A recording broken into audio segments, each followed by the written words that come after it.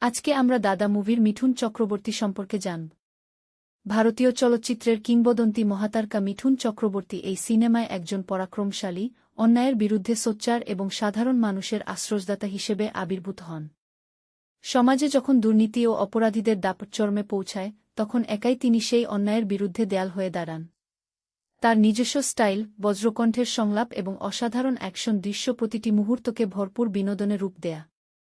অসহায় মানুষদের অধিকার ফিরিয়ে দিতে তিনি কোনো প্রকার ক্ষমতার তোয়াক্কা করেন না।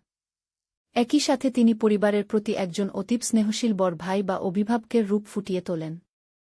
মিঠুন চক্রবর্তীর ব্যক্তিত্ব ও শক্তিশালী স্ক্রিন প্রেজেন্স পুরো গল্পটিকে অত্যন্ত চমৎকারভাবে পরিচালনা করে এবং দুষ্টের দমন ও শিষ্টের পালনের এক অবিস্মরণীয় কাহিনী দর্শকদের উপহার দেয়া।